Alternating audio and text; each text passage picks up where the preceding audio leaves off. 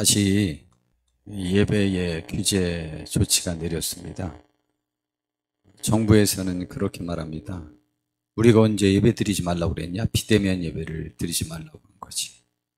그게 예배를 드리지 말라고 한 것인데 아직 그러한 것들을 잘 이해하지 못하는 것 같습니다. 이제 서초구에서 7개 교회가 이것이 불합리하다라고 해서 재판을 청구했는데 이겼어요. 그런데 그 7교회만 우선 허용하는 것으로 이렇게 해석을 하고 있습니다. 그러나 이제 이런저런 영향력 때문에 20명까지 이렇게 하고 있는데 지금 큰 교회는 너무 속상하고 억울한 거죠. 우리나라의 과반수 이상이 20명 이상 모이지 못합니다. 그들은 또 동영상 예배도 하지 않습니다. 그런데 참 안타까운 일입니다. 안타까운 일이고요. 이것이 조금씩 개선될 것 같고 정권만 바뀌면 이거 금방 바뀔 겁니다. 이건 이념 때문에 그렇습니다. 교회에 대한 분명한 핍박이라고 저는 생각합니다. 그런데 교회는 그 핍박과 환란으로 인하여 무너지는 적이 없습니다. 교회는 어느 나라든 어느 기업든 다 마찬가지입니다. 자체 내에서 자정질환으로 무너지는 것이지 실제는 밖의 세력 때문에 무너지는 경우는 거의 없습니다. 지금 전 세계의 흐름이기도 하지만 그 중에 대한민국이 가장 강한 현상이 있는데 하나님을 부정하고 나의 개인적인 주의가 만연된 그 의식이 있습니다. 개인을 굉장히 강조하면서도 공동체를 서양에서는 강조합니다.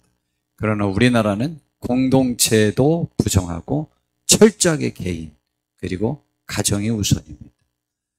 그것이 그 시대의 흐름에 교회는 어쩌면 더 빨리 반응해서 우리 성도님들도 가정의 가치를 굉장히 여겨서 교회의 어떤 지침보다는 가정의 본인들이 세운 계획을 조금 더 거기에 양보할 의사가 없는 성도들이 점점 많아지고 있습니다. 아마 80%는 그렇게 할 겁니다. 그것이 이제 영향력을 미쳐가지고 이제 점점 신앙은 교회의 영향력이 약화되어져 가고 있습니다. 그래서 교회 안 다니는 가정집의 아이들을 교회에 데려오기가 이제 정말 어려워진 상태가 되었죠. 그런데 더더군다나 교회 다니는 부모님들도 약 80% 이상은 그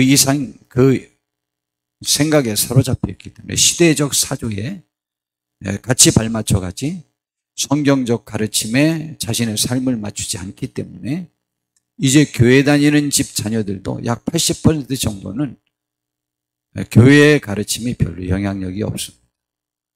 다시 말하면 부모의 영향력이 가정의 영향력이 점점 커지는 상태예요. 그런데 가정의 중요성을 강조하는 이 시대에 가정은 더 많이 해체되고 있고 괴로움을 겪고 있습니다. 참 신기하죠.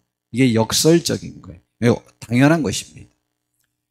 그렇게 되는 이 시대에 오늘 하나님께서는 야곱에게 베델이라고 하는 최초로 자기가 하나님께 소원하고 단을 쌓고 예배드리고 약속한 그 베델로 올라가서 사는 것도 거기서 살고 거기에서 제단을 쌓으라. 제단이라고 했네요. 제단을 쌓으라고 그렇게 했습니다. 거기서 예배드리라는 거예요. 교회를 거기서 세우고 교회가 있는 그곳에서 살아라. 약속했으니까. 그렇게 해서 오늘 가정의 중요성, 가정의 신앙의 중요성과 두 번째, 약속의 중요성, 세 번째, 예배의 중요성에 관해서 오늘 좀 살펴보려고 합니다. 하나님이 찾으시는 사람들이 있습니다.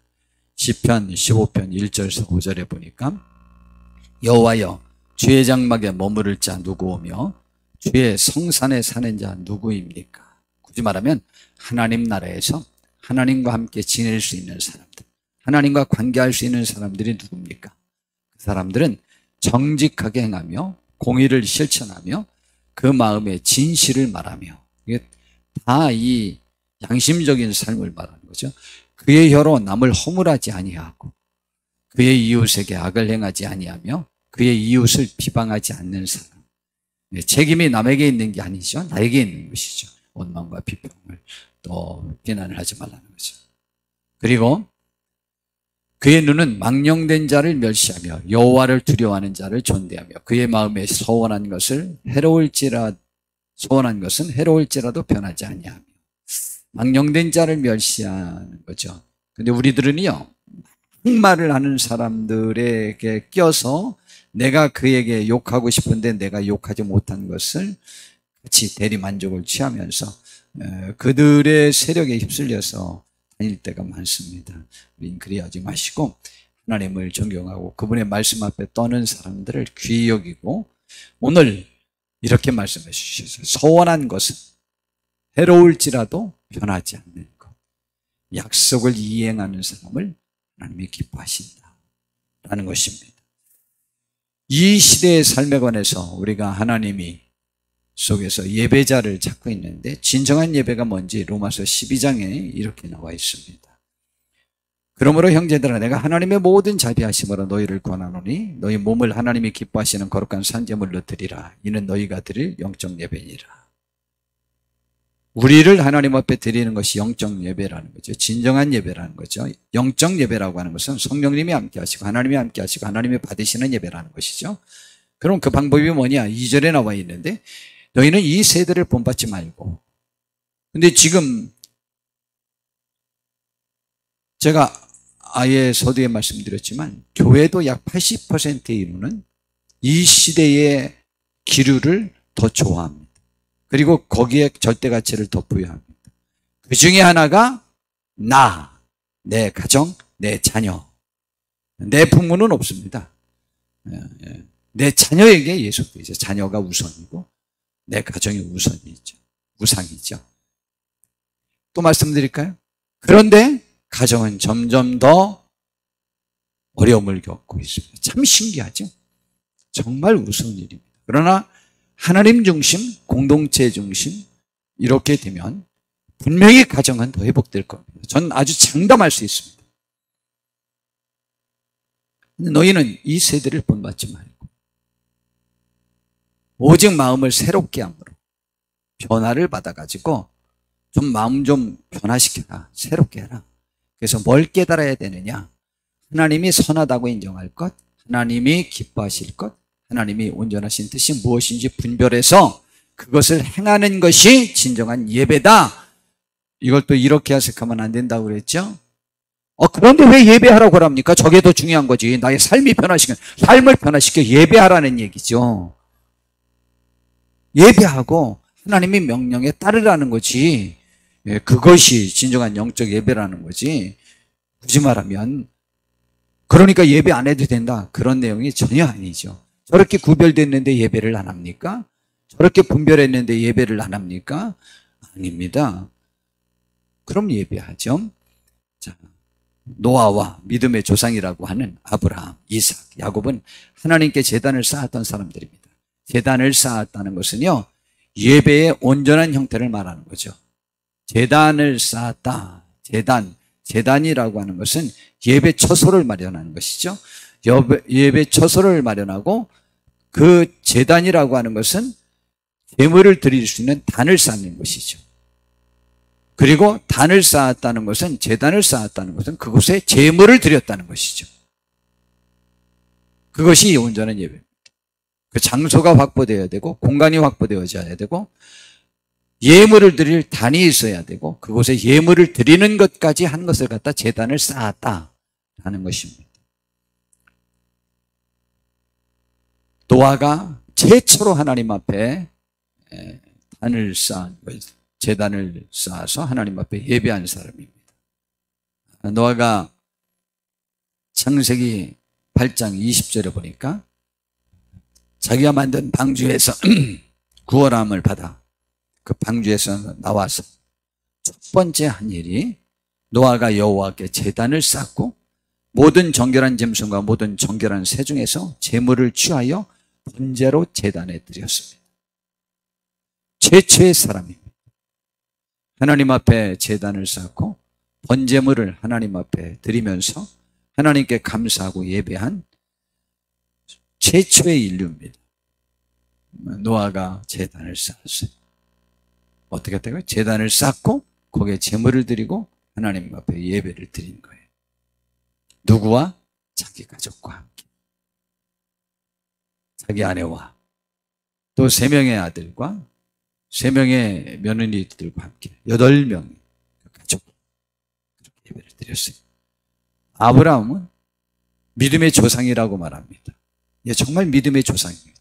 믿음에 관하여 모든 그 표현들이 나온 것 중에 첫 번째가 아브라함입니다. 그래서 이스라엘 백성들은 자기들의 믿음의 조상의 족장 그러면 아브라함, 또 그의 아들 이삭, 그의 아들 야곱, 이스라엘이죠. 이 3사람이 자신들의 조상입니다. 노아를 조상이라고 하지 않아요. 아브라함, 이삭, 야곱이 자신들의 조상이에요.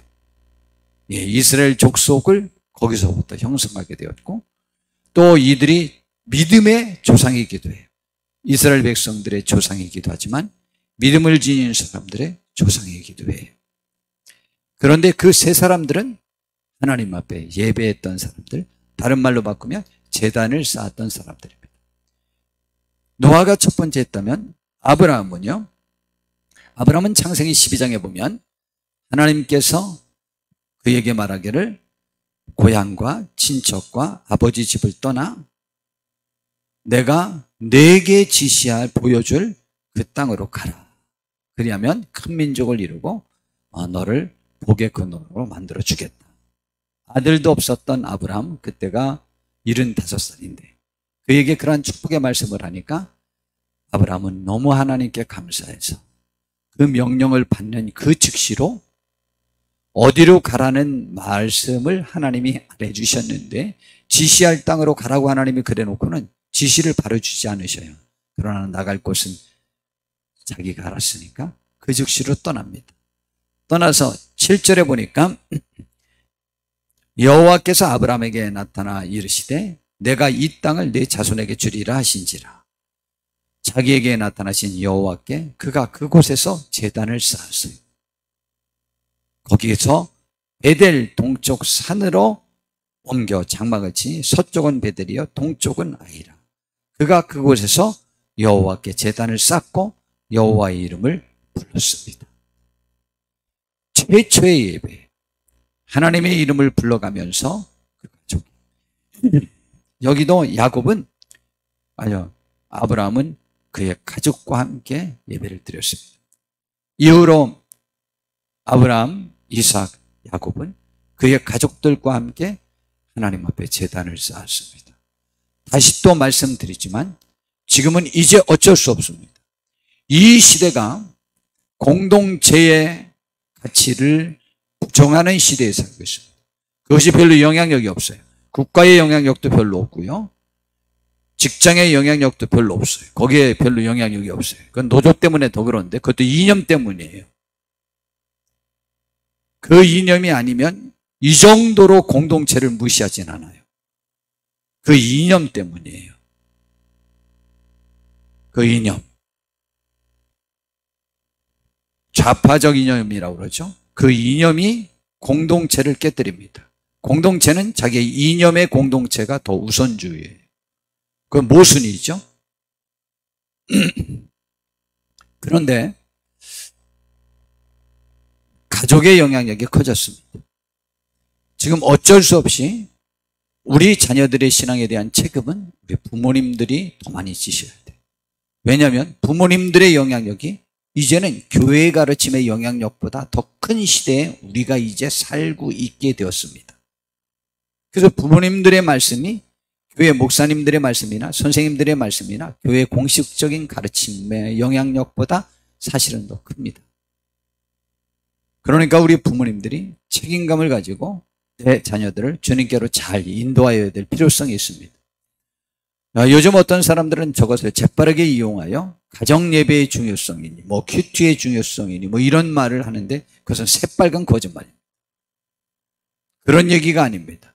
부모님의 영향력이 극대합니다. 부모님이 하나님께 제단을 쌓고 부모님이 하나님께 예배하고 부모님이 공동체의 가치를 중요시 여기고 부모님이 공동체의 가치를 내 자녀들에게 가르치면 그 자녀들이 그것을 따르도록 되어 있는 거죠. 물론 자녀들의 말도 부모님들의 말도 잘 안 따르지만 그래도 지금 그러한 시대에 살고 있다는 것 명심하시기 바랍니다. 이렇게 했어요. 그 다음에 아브라함은 또 그렇게 예배했는데 예배하고 하나님의 명령에 따르는 그 첫 해에 바로 기근이 들었어요. 하나님이 절대 복을 주지 않으셨어요.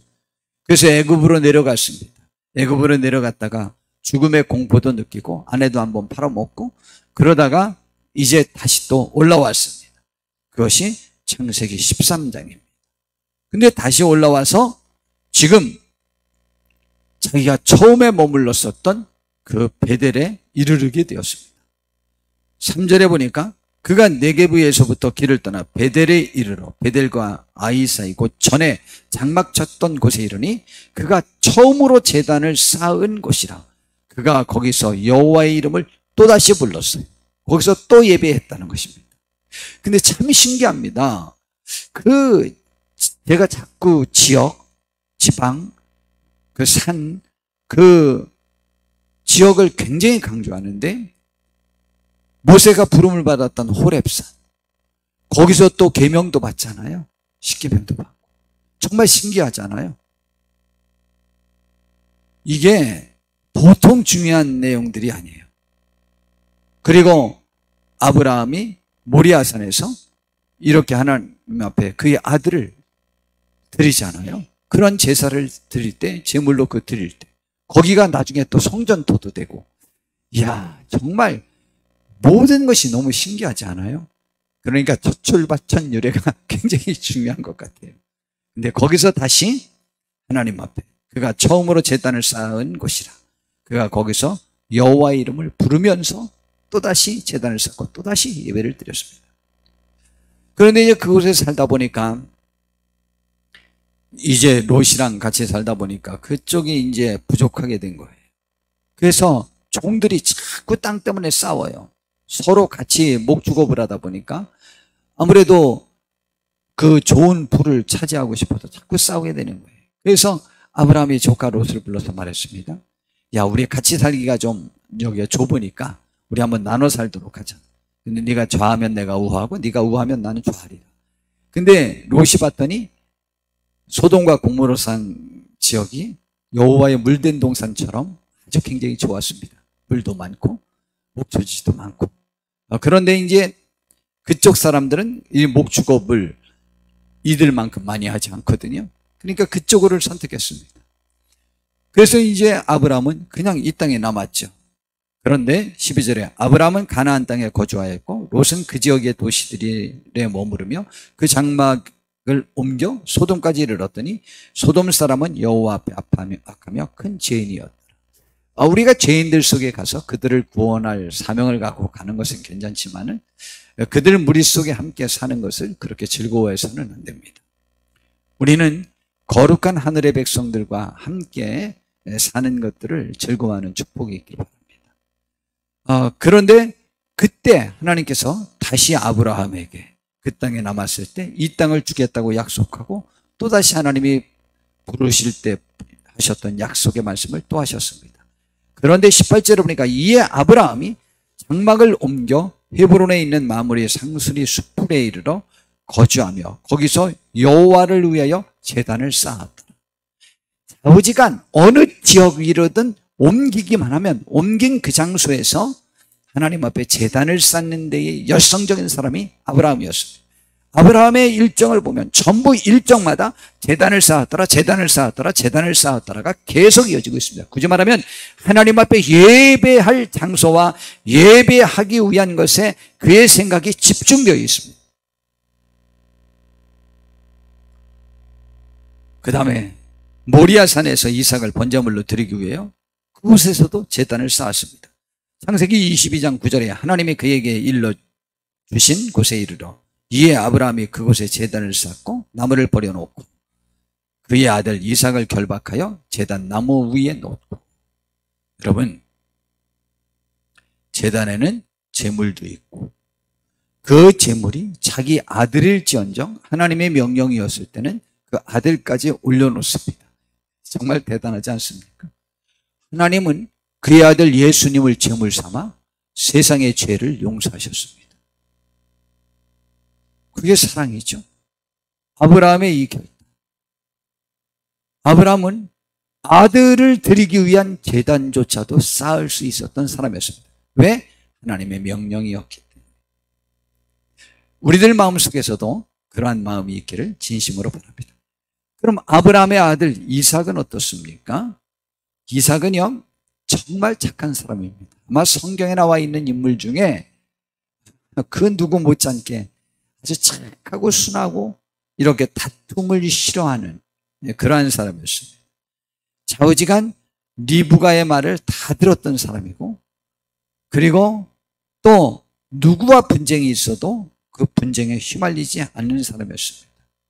이삭이요, 이제 아브라함 때도 첫 흉년이 들었는데 또 그 땅에 또 흉년이 들어가지고 이삭이 이제는 어디로 피신을 냈느냐면 그랄이라고 하는 곳으로 피신을 냈습니다. 자기 아버지 아브라함도 그랄로 피신을 냈었죠. 근데 그랄로 피신을 해서 자기 아내를 누이라고 또 속여가지고 또 난리가 나지 않습니까? 그런데 이제 그 그랄로 갔는데 그곳에 있는 사람들이 자기 아내가 너무 예뻐서, 그러니까 그 아버지 아브라함과 아들 이삭은 아내 때문에 고생 정말 많이 했습니다. 아내가 어때서? 너무 예뻐서 삶이 평탄치를 못했어요. 너무 항상 불안했어요. 우리 교회 성도님들 잘 사는 이유를 제가, 평안하게 사는 이유를 제가 알겠다고 그랬잖아요. 너무 감사한 일이에요. 우리 가정들이 얼마나 평안한지 몰라요. 남편들이 하나도 염려 안 해요. 감사한 일이죠. 자, 그런데 여기 지금 그래가지고 거기서 그 지역 사람들에게 내 아내가 아니라고 그랬어요. 그랬는데 그랄 왕이 하루는 창가에서 이렇게 봤더니 둘이 이렇게 껴안고 입 맞추고 그러는 거예요. 그래서 불렀어요, 이삭을. 당신의 아내 리브가가 동생이라고 그랬는데 내가 보니까 부부 아니냐? 그래, 맞습니다. 근데 왜 그것을 말하지 않아가지고 내 백성 중에 한 사람이 당신에게 피해를 입히고 당신 아내를 범하여 하나님 앞에 죄를 질 뻔했다. 그러면서 막 따졌어요. 여러분, 그래가지고 이삭이 오히려 이방 왕에게 용서를 빌었다니까요. 하나님의 사람이. 왜 그랬냐 그랬더니 내 아내가 너무 예뻐서 내 아내를 빼앗기 위해서 나를 죽이거나 나라에게 해코지하고 내 아내를 빼앗아갈까 봐 그랬습니다. 오히려 이방 사람한테 훈계를 받았다니까요. 근데 요즘은 우리가 이방 사람들이 우리에게 훈계할 때 보니까 자기의 이해관계에 얽혀서 자기들의 논리를 펴지, 이렇게 옳고 그름 때문에 훈계하는 경우는 제가 볼 때 별로 잘 못 들어봤어요. 그러나 그러다라도 우리는 그에게서 지혜롭게 해야 됩니다. 여하튼 그렇게 돼서 이제 그 왕이 아주 강하게 조치를 내립니다. 누구든지 모든 백성에 명하여 그의 아내를 범하는 자는, 이 사람이나 이삭에게나 그의 아내를 범하는 자는 죽여버리리라. 아주 그렇게 명령을 내렸습니다. 그런데 이삭이 그 땅에서 농사를 지었는데 너무 잘 됐어요. 그리고 너무 부자가 됐어요. 그러자 와서 왕이 말했어요. 우리 같이 살지 말자. 당신이 우리보다 더 강해졌다. 떠나라. 그렇게 해서 이제 조금 자리를 옮겼는데, 옮겨가지고 그곳에서 옛날에 아브라함이 봤던 그 우물, 메꿔졌던 것을 이렇게 팠어요. 그랬더니 거기서 물이 잘 나왔어요. 그랬더니 그랄 목자들이 와가지고 시비를 하는 거예요. 그래서 그곳을 떠나버리고 말았어요. 또다시. 그 다음에 두 번째, 세 번째까지 다 그렇게 했어요. 근데 네 번째가 되고 나니까 그제서 이제 그러지 않는 거예요. 그랬더니 부엘세바로 이 이삭이 올라가 가지고 24절에 보니까 그 밤에 여호와께서 그에게 나타나 이르시되 나는 네 아버지 아브라함의 하나님이니 두려워하지 말라. 내 종 아브라함을 위하여 내가 너와 함께 있어 내게 복을 주어 네 자손이 번성하게 하리라 하시니라. 염려하지 말라는 것이죠. 그리고 이삭이 그곳에 제단을 쌓고, 이삭도 자리만 잡으면 무조건 제단을 쌓았어요. 여호와의 이름을 부르며 거기에 장막을 쳤더니 이삭의 종들이 거기서도 우물을 파서 잘 되었어요. 그러자 이제 아비멜렉이 와서 아주 특별 대우를 하죠. 야곱, 오늘의 주인공 야곱을 좀 우리 생각해 보죠. 이삭의 아들입니다. 아브라함의 손자입니다. 그리고 야곱이 이름이 이스라엘로 바뀌어서 이스라엘 나라의 명칭이 야곱으로부터 나옵니다. 국가 이름이. 그는요 태어날 때부터 독특하게 태어났어요. 그의 리브가가 엄마가 임신을 했는데 쌍둥이였어요. 그리고 뱃속에서부터 둘이 치고받고 싸웠어요. 그러더니 태어날 때도 어떻게 했느냐면 먼저 나온 이 야곱은 붉고 전신이 붉어서 이름을 붉다라고 하는 뜻인 에서라고 줬어요. 그리고 후에 나온 아우는 손으로 에서의 발꿈치를 잡았어요. 이렇게 욕심이 많아요. 발꿈치를 잡았으므로 그의 이름을 야곱이라 그랬어요. 그냥 형을 어떻게든지 끌어잡아 당기려고 하는 그러한 습성을 가지고 태어났어요. 그랬는데 이 둘이 자라다가 문제가 생겼어요. 야곱이 자기가 장자권을 좀 갖고 싶었어요. 그런데 에서는 커서 사냥을 좋아하고 남성미가 있어가지고 아버지가 좋아했어요. 특별히 아버지가 왜 좋아했느냐면 자기 아들, 큰아들 에서가 잡아온 짐승으로 요리한 그 요리를 너무 좋아했어요. 그래서 에서를 굉장히 좋아했어요. 야곱은요 조용했어요. 여성스러웠어요. 그런데 속에 질투와 욕심과 집념이 형 에서보다는 여성스러운 듯 했지만 그건 더 강했어요.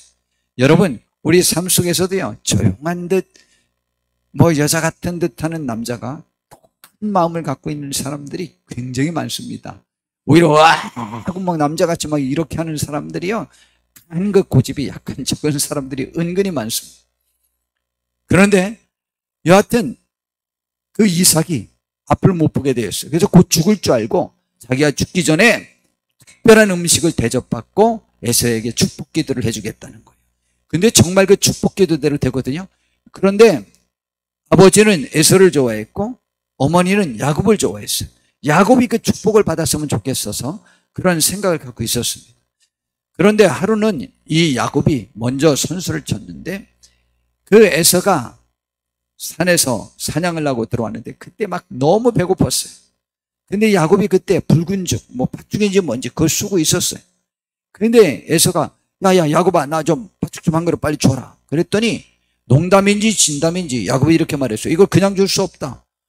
그럼 내가 이거 한 그릇 줄 테니까 이제부터 내가 형이야. 그랬더니 형 네가 가져. 그리고 네가 형이야. 네가 장자야. 그리고는 팥죽 한 그릇을 받아 먹었어요. 여러분 말 조심하셔야 됩니다. 여러분의 권리를 어떤 사람들은 함부로 포기하는 사람들이 있어요.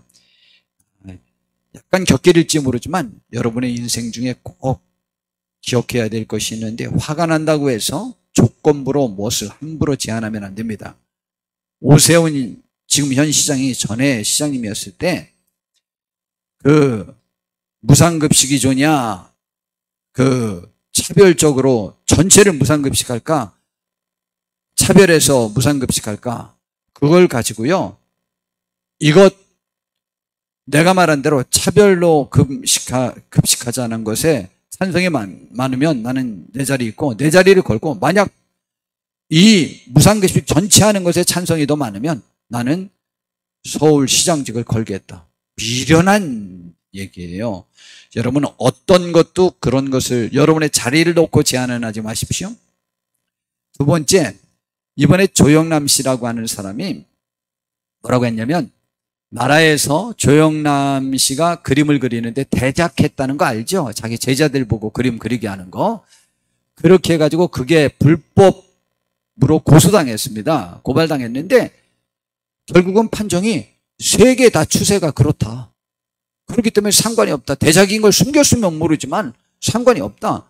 이렇게 해가지고 정당한 판정을 받았어요. 그러니까 화가 나니까 이제 내가 그렇게 됐으니까 내 작품을 사간 사람이 지금이라도 기분 나쁘면 나한테 환불 요청해라. 내가 다 환불해 주겠다.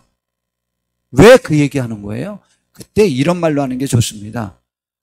내 작품이 이래서 이렇게 해서 이렇게 판결됐습니다. 제 작품을 소유해 주신 모든 분들 정말 고맙습니다. 그 가치가 더 나중에 있어지기를 바랍니다. 고맙습니다. 그렇게 의견을 내야지 그렇게 홧김에 자존심 상한다고 그렇게 말해요. 그래가지고요, 그 작품을 사간 사람들의 너무 많은 사람들이 환불을 요청해가지고 쫄딱 망했대요. 여러분, 말 조심하셔야 됩니다. 홧김에 막 해버릇하면 안 됩니다. 예서는요, 팥죽 한 그릇에 자기의 축복을 판 사람입니다. 미련한 사람. 성경에 아주 잘못된 사람으로 말합니다. 우리 그렇게 하지 마십시다. 홧김에 무엇을, 홧김에 여러 가지 일들을 그르치고 자기의 약간의 자존심 때문에 일들을 그르치는 사람들이 너무 많고 전체 흐름과 국가나 어느 단체를 완전히 분노의 도가니로 끌어가는 사람들이 너무 많습니다. 조심하십시오. 그렇게 해서 장자권을 획득했어요. 나름대로 권리를 주장할 수는 있지만 그 권리를 주장하기에는 아직도 사실은 미흡한 거예요. 그런데 그 어머니가 너 얼른 가서 양을 잡아봐라. 내가 아버지께 요리를 해줘 줄 테니까 네가 가서 형 대신 축복을 받아라. 그렇게 해가지고 그 축복을 가르쳤어요. 그랬더니 형이 이 야곱을 죽이려고 했어요. 전에는 나의 그런 상황을 이용해서 내 장자권을 빼앗아 가더니 이제는 이 축복까지 빼앗아 가는구나 라고 생각해서 이 야곱을 죽이려고 하는 바람에 할 수 없이 리브가가 자기 남편 이삭에게 이 야곱을, 내 둘째 아들을 에서의 분노가 풀릴 때까지 외삼촌 댁으로 피신을 시키자. 그렇게 해서 지금 피난길에 오르게 되었습니다. 정말 그는 다시 돌아올 수 있을 것이라는 확신을 갖지 못하고 자기가 행한 것에 대한 벌이라는 생각과 죄책감에 사로잡혀서 기약 없는 길을 떠나게 되었습니다. 그런데 이제 루스라고 하는 곳에 그가 이르게 되었습니다. 그 지금의 이제 베델이라는 곳입니다. 근데 그곳에서 하룻밤을 자는데 꿈에 하늘에서부터 땅에까지 내려오는 큰 사닥다리가 놓여지더니 천사들이 오르락 내리락 하면서 그곳에서 있었습니다.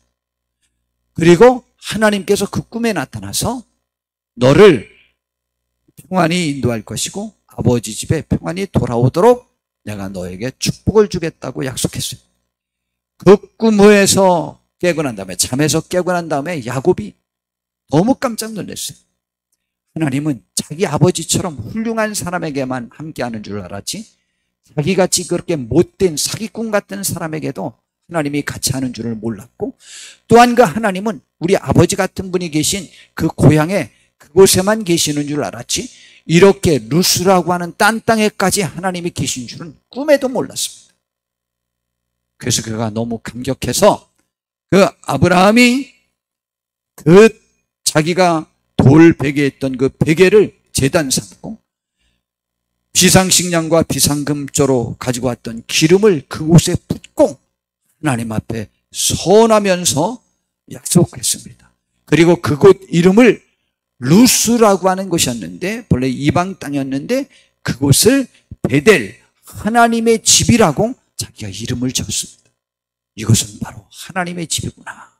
베델이라고 이름을 지었어요. 그리고 하나님께 그가 20절에 창세기 28장 20절에 그가 약속을 합니다. 야곱이 선하여 이르되 하나님이 나와 함께 계셔서 내가 가는 이 길에서 나를 지키시고 먹을 떡과 입을 옷을 주시오. 하나님이 약속한 그대로거든요. 내가 평안히 아버지 집으로 돌아가게 하시오면 여호와께서 나의 하나님이 되실 것이요. 저는 저런 서약 별로 좋아하지 않아요. 너무 얄팍하잖아요. 하나님이 나의 하나님이 되셨사오니 나는 영원히 하나님을 계속 섬길 거고 여기다 제단을 쌓고 이렇게만 하면 될걸.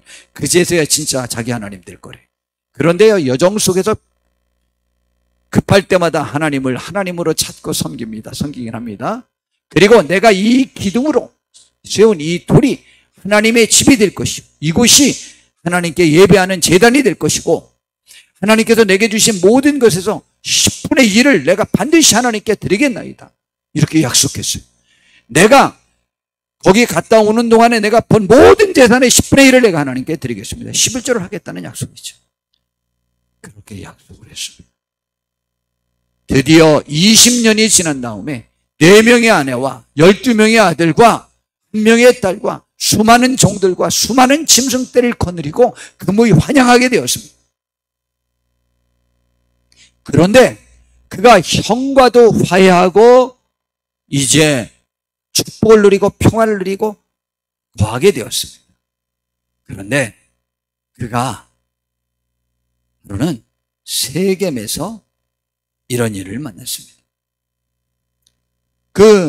우선 야곱도요, 하나님 앞에 제단을 쌓는데 열정이었던 사람인만은 분명합니다. 창세기 33장 20절에 보니까 숫곳이라고 하는 곳에 와서 거기에서 20절에 제단을 쌓고 그 이름을 엘렐로 헤이 이스라엘이라고 했습니다. 이것이 하나님, 이스라엘 하나님이라는 뜻이죠. 여하튼 야곱도 제단을 쌓았습니다. 거기에서. 자, 그랬는데 세겜이라는 곳에서 오랫동안 머물게 되었는데 거기에서 문제가 생겼습니다. 그 세겜이라는 지역에서 머물고 있는데 자기에게 딸 하나가 있는데 34장 1절부터 보니까 레아가 야곱에게서 낳은 딸 디나가 그 땅의 딸들을 보러 나갔더니 휴이 족속 하몰의 아들 그 땅의 주장 세겜이 그를 보고 끌어들여 강간하여 욕되게 하고, 여자들은 남자를 더 많이 쳐다볼까요? 여자를 더 많이 쳐다볼까요? 그런데 나름대로 통계해 보니까 여자들은 딴 여자의 패션에 관심이 더 많아서 더 많이 본다네요. 우리 남자들은 남자들의 패션에 관심 없잖아요. 여자들의 관심 있잖아요. 근데 여자들은요, 난 남자들에게 관심 없는 건 아니지만 여자들의 패션에 관심이 있대요.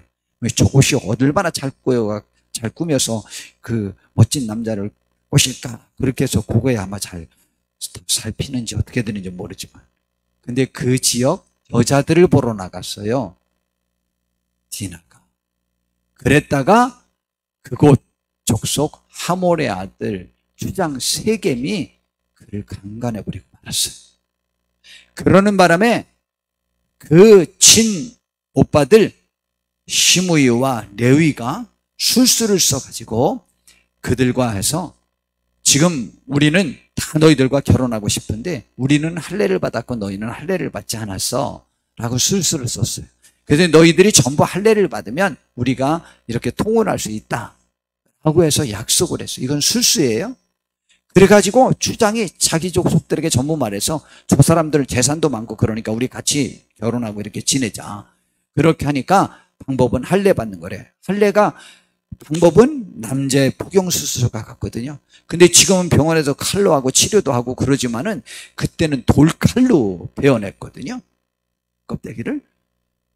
그랬는데 이틀에 퉁퉁 부어서 움직이지 못할 때 이 두 아들이 칼을 차고 들어가서 그 지역의 남자들을 전부 죽이고 마는 거예요. 그래가지고 화가 나가지고 지금 전쟁이 일어나게 생겼어요. 지금 그 지역과 이 지역과. 그래서 야곱이 크게 고민에 쌓여 있게 되었습니다. 그때 하나님이 야곱에게 나타나셔서 귀한 말씀을 주십니다. 해결책을 허락해 주십니다. 이 문제가 왜 일어났는지 말씀하십니다. 35장 1절에 보니까 하나님이 야곱에게 이르시되 일어나 베델로 올라가서, 너 여기 왜 사냐? 돌아오면 베델로 올라가서 나에게 제단을 쌓고 그곳에 사서 살겠다고 약속하지 않았느냐 라는 것을 말씀하시는 거예요. 일어나 베델로 올라가서 거기 거주하며 내가 내 형 에서의 낯을 피하여 도망가던 때에 내게 나타났던 하나님께 거기서 제단을 쌓아라. 여기 몇 가지 명령이 있죠. 베델로 가라. 그리고 사는 걸 어디서 살아라? 예배 처소인 베델에서 살아라. 그리고 거기에 교회를 세워라. 거기에서 예배를 하라. 그렇게 말했던 것입니다. 여러분, 우리를 향한 명령입니다. 우리의 거처는 예배할 곳으로 가셔야 됩니다. 우리는 꼭 명심하셔야 됩니다. 그리고 제단을 쌓는다는 것은 그곳에서 제물도 드리는 거예요. 우리는 하나님과의 관계를 돈독히 하는데 최선을 다합시다. 지금 빨리 예배가 회복되어져야 합니다. 하나님과의 약속에 신실하셔야만 합니다. 우리의 삶은 하나님 앞에 드리기 위해서 힘써 봅시다. 그래서 올라갔어요. 그리고 6절에 보니까 야곱과 그와 함께한 모든 사람이 가나안 땅 루스 곧 베델에 이르고 그가 거기서 제단을 쌓고 그곳 이름을 엘베델 곧 베델의 하나님이라 불렀으니, 베델의 하나님이 야곱에게 있어서는 가장 큰 약속의 하나님 아닙니까? 이는 그의 영 낯을 피할 때에 하나님께서 거기서 그에게 나타나셨기 때문입니다. 그리고 또 14절에 보니까 야곱이 하나님이 자기와 말씀하시던 곳에 기둥곧 돌기둥을 세우고 그 위에 전제물을 붓고 또 그 위에 기름을 붓고 하나님이 자기와 말씀하시던 곳의 이름을 베델 곧 하나님의 집이라고 부르면서 하나님을 섬겼습니다. 그리고 이제 야곱에게 평안한 축복이 임하여지기 시작했습니다. 오늘 우리의 주제는 가정의 중요성과 약속의 예언과 예배의 중요성을 말씀드렸던 것입니다. 우리는 이 시대가, 특별히 대한민국이 시대적 흐름이 하나님을 떠나 자기 주권과 자기의 인권, 특별히 자기 자신과 가정의 가치를 소중히 여기면서 가정을 파괴하고 하나님을 섬기는 것을 멀리하고 그 가치를 외면하는 이 시대에 우리는 이 시대적 흐름에서 떠나서 하나님께 예배하기 위한 그 장소에 거주하고 제단을 쌓고 예배하며 내 가정을 그러한 가정으로 만들기 위해 영향력을 미치는 그러한 사람이 되어지고 이 시대의 흐름을 거슬러 올라 하나님께 영광 돌리고 우리들의 가정의 가치가 소중히 보존되고 부모와 자녀 간의 부부 간의 대의가 존중되어지는 복된 가정도 이루시고 하나님께 영광 돌리고 하나님의 명령에 따라 준행하는 귀한 우리 임마누엘 교성들입니다. 또한 우리 대한민국이 되기를 진심으로 바라고 한국교회가 그 부분에 앞장서서 이 땅 치유하는 데 쓰임받는 귀한 우리 한국교회가 되기를 진심으로 바랍니다. 기도하겠습니다. 하나님 아버지, 하나님은 야곱에게 네가 내 형 에서를 떠나 고난의 길을 걸을 때 하나님을 만나 약속했던 그 약속, 그 베델의 제단을 쌓고 거기서 하나님 앞에 예배하고 하나님을 섬기겠다고 약속한 그 약속을 지키라고 하나님을 말씀하십니다. 하나님께 약속한 10분의 1을 드리라고 약속을 이행하라고 촉구합니다. 하나님이여, 우리의 신앙을 회복시켜 주시고 다시 베델로 올라갈 수 있는 우리가 되게 하옵시고 그곳에 거하며 하나님께 제단을 쌓고 하나님께 10분의 1을 드리고 하나님의 명령에 준행하여 우리들의 가정의 가치가 보존되어지는 축복이 있어지게 하옵소서. 그리고 하나님의 영광이 나타나는 가정이 되게 하옵시고 대한민국이 되게 하옵시고 한국교회가 되게 하옵시고 우리 임마누엘교회와 성도님들이 되게 하옵소서. 하나님 함께 해주시고 역사해 주시옵기만을 원하오며 우리 주 예수님의 이름으로 기도드렸사옵나이다. 아멘.